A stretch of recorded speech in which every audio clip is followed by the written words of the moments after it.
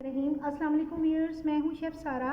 आज मैं आपके लिए रमज़ान के हवाले से फ्रूट चाट बना रही हूं और ये क्रीमी चाट है जिसमें हम क्रीम का भी इस्तेमाल करेंगे। मौसम के लिहाज से जितने भी फल आप इस्तेमाल करना चाहते हैं आप इसमें कर सकते हैं। हमने इसमें अनार लिया है, शकरकंदी ली है, सेब है, केला है, उसके अलावा इसमें अमरूद हैं और चने हैं और आलू हैं। तो चलें इसको बनाना स्टार्ट करते हैं। तमाम फलों को मैंने बारीक बारीक कटिंग कर ली है।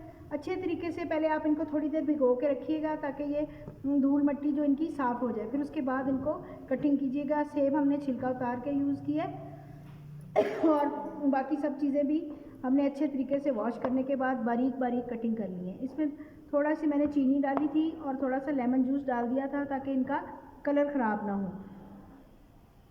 तो इसके अलावा मैंने ऑरेंजेस ले लिए हैं, तकरीबन 1 दर्जन के करीब मेरे पास किन्नू हैं जिनका मैंने जूस निकाल लिया है और इनको अच्छे तरीके से मैंने स्टेन कर लिया हुआ है। तो सबसे पहले मैं इसमें थोड़ी सी और चीनी डालूँगी। पहले मैंने थोड़ी सी डाली थी ताकि इसका कलर ख़राब ना हो। इसमें नमक डालेंगे, चाट मसाला, थोड़ी सी सुरख मिर्च,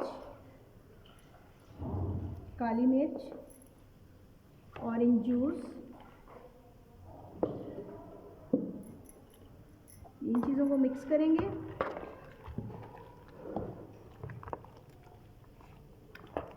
फ्रूट कॉकटेल का टिन है जो कि मैं इसमें इस्तेमाल कर रही हूँ। इसका जूस भी साथ आपने डाल देना इसके अंदर। 1 kg मैंने दही ले ली है और इसमें 2 पैक मैं क्रीम के डालूँगी और थोड़ी सी इसमें मैंने चीनी डाली है और इसको अच्छे तरीके से मिक्स करके मैं आपसे दोबारा मिलती हूँ। जी, पापड़ी चाट हमारी क्रीम चाट रेडी हो चुकी है। अब इसके ऊपर हम क्रीम डालेंगे। इस पर मैंने थोड़ी सी इमली की चटनी भी डाली है। अब इस पर हम क्रीम डालेंगे और चाट मसाला डाल के इसको सर्व करेंगे। तो उम्मीद है कि ये रेसिपी आपको बहुत अच्छी लगी होगी। आप इसको लाजमी ट्राई करेंगे।